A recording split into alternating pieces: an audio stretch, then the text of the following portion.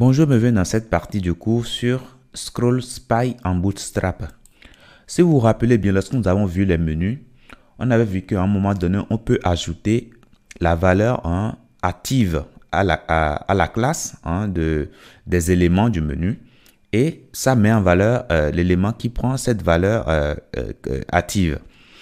Et donc, du coup, on a vu ça, sauf que c'était statique. Ça veut dire que ça restait active à tout moment. C'est-à-dire le bouton reste actif à tout moment. Vous voyez, il n'y a pas de moment où ça change.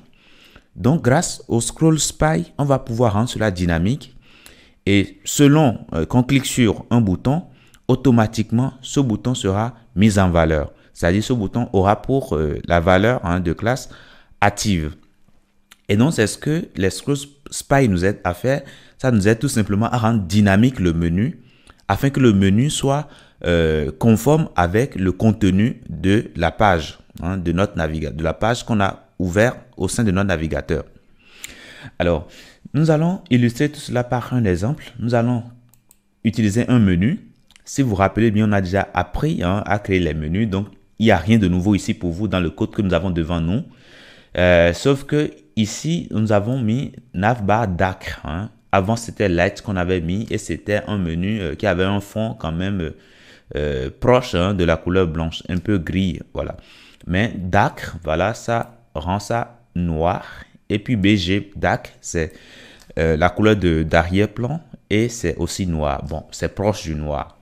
Donc voilà ce que ça nous donne ici en aperçu ici.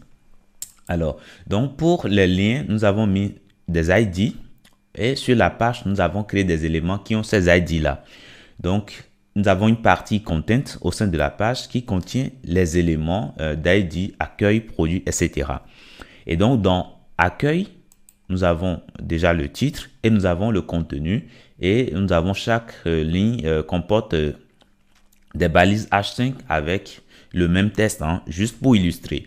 Et c'est ce qu'on a fait pour tous les autres produits aussi. On a fait pareil, service pareil et puis contact pareil. Donc, je vous laisse faire une pause déjà et faire la mise en place et nous allons continuer très vite. Alors, je suppose que là, c'est bon. Vous avez fait la mise en place. Vous avez créé le menu et vous avez créé aussi voilà, la partie content. Alors, pour créer un Scroll Spy en Bootstrap, il y a deux manières de faire. Soit on le fait en CSS ou soit on le fait en JavaScript. Alors, si on veut le faire en CSS, déjà, on va commencer par mettre un style. On va prendre le sélecteur body et nous allons lui donner une position de relative. Alors, quand ça c'est fait, maintenant nous allons venir sur notre body et nous allons définir des attributs. Alors, le premier attribut, c'est data spy. Et nous allons lui donner la valeur scroll. Et le deuxième attribut sera data target. Nous allons lui donner la valeur. Sa valeur sera égale à l'ID qu'on a donné ici à notre menu. Menu que nous avons ici, accueil, produit, etc. On a donné un ID à ça. Donc, on va prendre l'ID et nous allons venir ici coller. Après un dièse. Donc, notez que lorsqu'on veut référencer un ID ailleurs, il faut commencer toujours par dièse. C'est quand on veut créer l'ID qu'on met directement la valeur de l'ID. Maintenant, une fois que ça c'est bon, on peut venir ici, on regarde bien, aucun des boutons n'est activé. Lorsqu'on actualise, on voit que le bouton accueil est activé.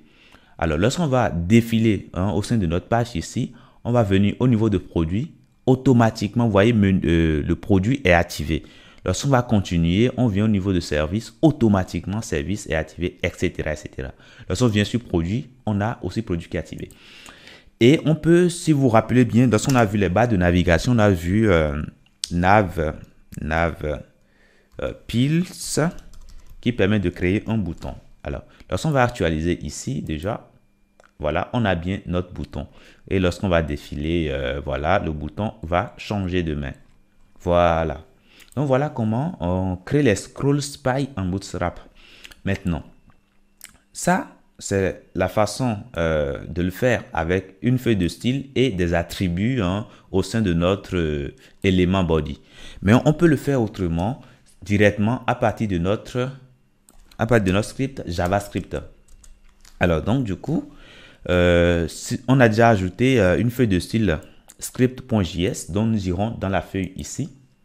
Et c'est là nous allons créer maintenant, nous allons écrire le code JavaScript qui va créer notre scroll spy. Donc on va commencer par sélectionner hein, l'élément body. On va mettre body. Voilà, une fois que ça c'est sélectionné, maintenant nous allons faire point scroll spy. Voilà, donc c'est une fonction et nous allons lui donner un objet. Et l'objet, déjà l'attribut de l'objet c'est target et nous allons lui donner une valeur.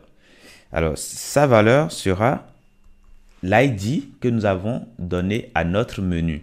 Alors l'ID qu'on a donné à notre menu c'est nav. On va copier et on va venir ici, on met toujours dièse au début, on le met. Voilà, on enregistre. Et là, c'est bon. On vient ici. Et déjà, bon, si on ne met pas ceci, qu'est-ce qui va se passer? Il faut qu'on...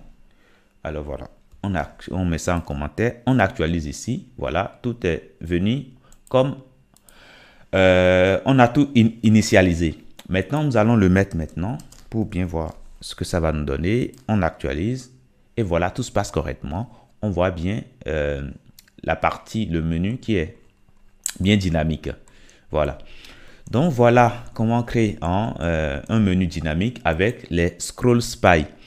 Alors je vous dis déjà merci d'avoir suivi cette partie et à très bientôt dans la prochaine.